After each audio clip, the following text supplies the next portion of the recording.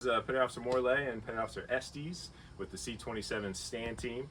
Today we're going to show you how to properly set up and rig a Aerial Sea Rescue Kit 24.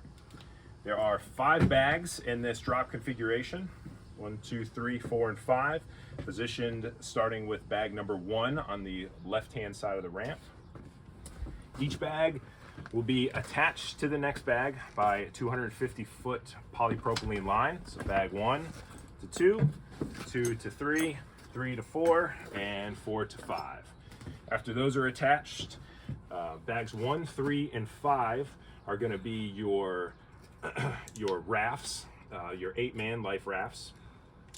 If you're dropping them out inflated, the inflation line will pull from bag 1 to 21 Bravo, bag 3, 21 Delta, and bag 5 to 21 Foxtrot.